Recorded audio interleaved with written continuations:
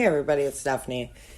I did a couple takes of what I'm about to say, and I actually had to calm down and back up. And now that I've had some time to cool off and see what I saw, I watched, unfortunately, it intrigued me, but I watched an interview. Glenn Beck, gross, was interviewing a woman named Candace Owens. She is the founder of Blexit, Blexit. Look it up. Look her up. Look up this interview. Go to YouTube right now and put in, Glenn Beck, Candace Owens, or however it comes up. Watch this. It's disgusting. It's absolutely disgusting. But you can't turn away from it. It's a train wreck, and you're always gonna, stare at the train wreck. You can't turn away from it. And because I'm an adult, I listen to both points of view. I listen to the radical left. I listen to the radical white. I listen to the left, the right, liberal, conservative, moderate. I listen to all of it. Because I want to know what's going on in our country.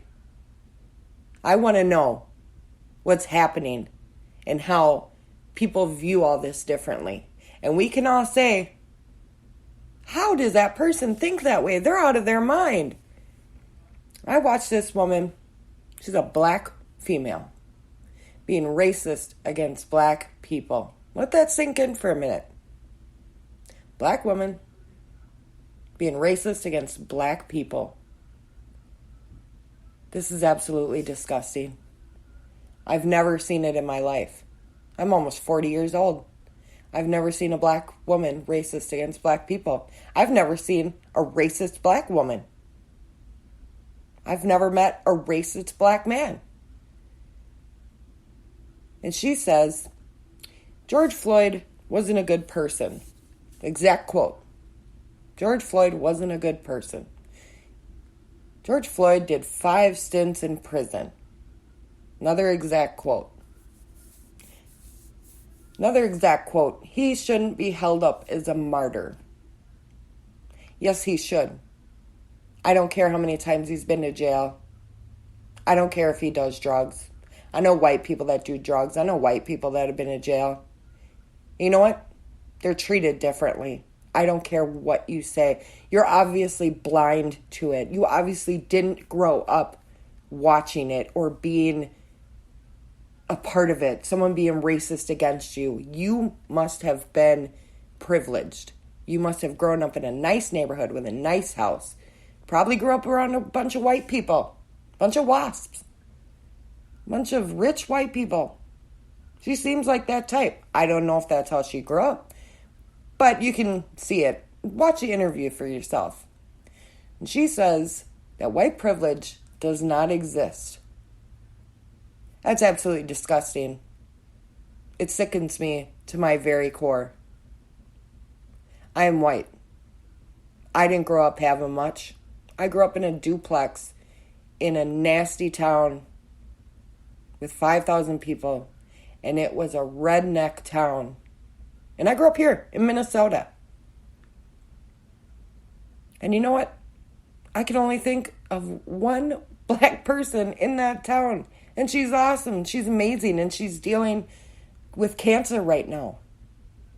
And she's got to turn on the TV.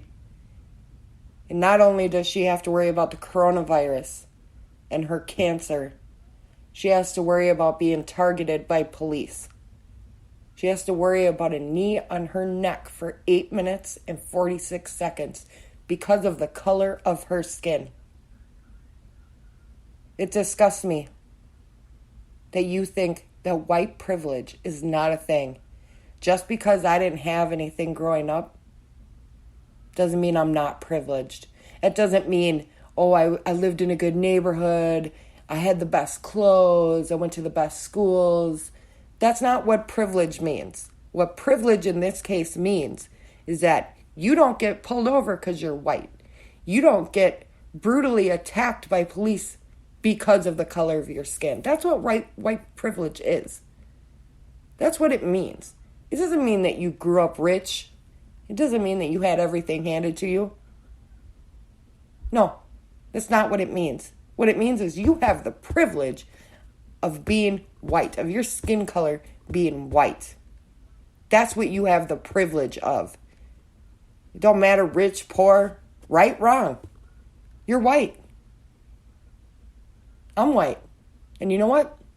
I'm all tattooed up. I've got a bunch of piercings on my face.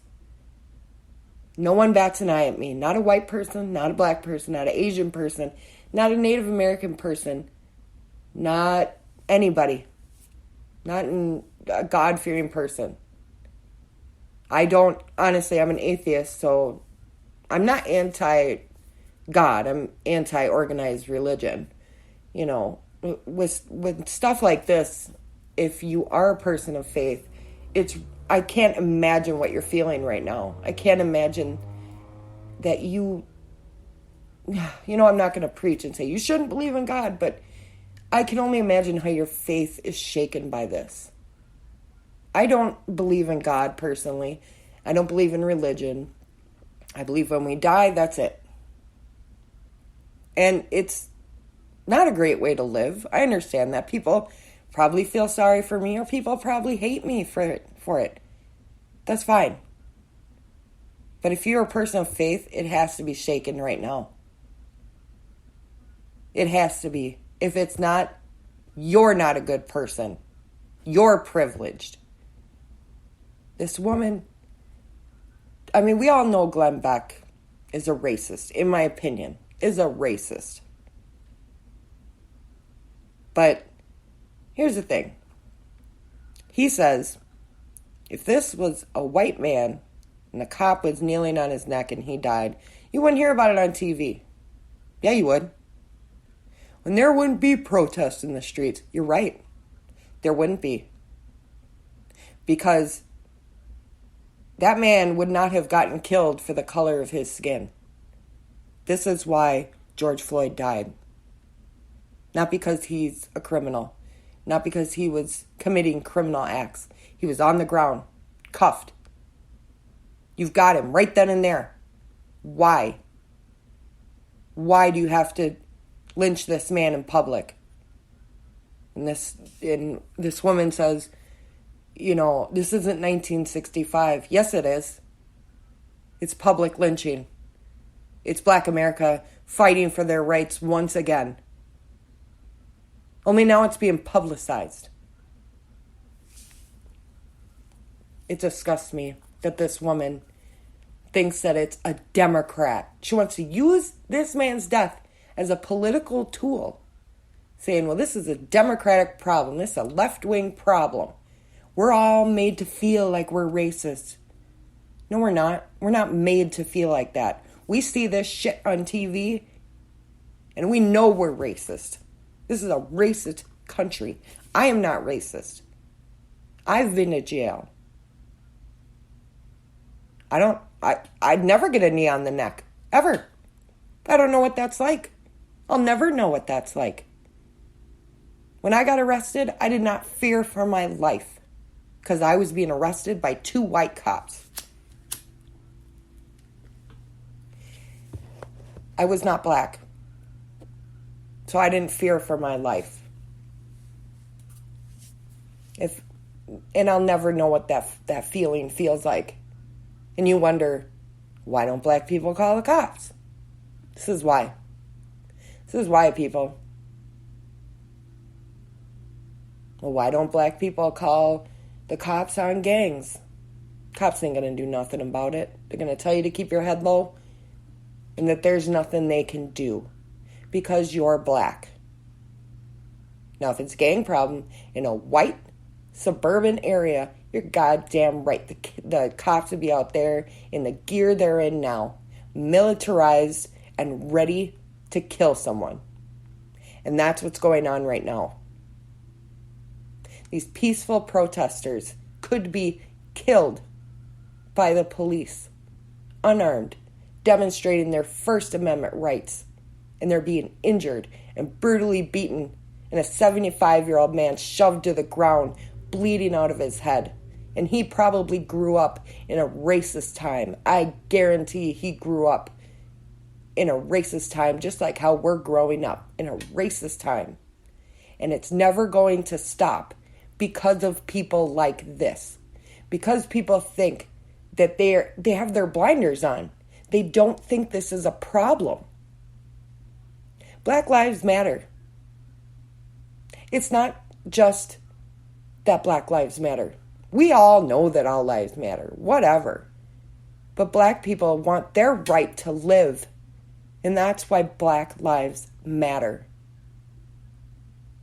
This woman obviously didn't grow up knowing that. She obviously didn't see the systematic racism weeding out of Black people that we see today. And that we've been seeing. I've been seeing. And I don't understand it. And I'll never understand it because I'm white. And I'm privileged because of that. Because I'm white. I'll never know what that's like to be systematically taken out in the middle of the street and beaten because I'm white. No cop is going to do that. White cops ain't going to beat me. Black cops ain't going to beat me. They are told to stand on their guard and assume everyone is out to get them.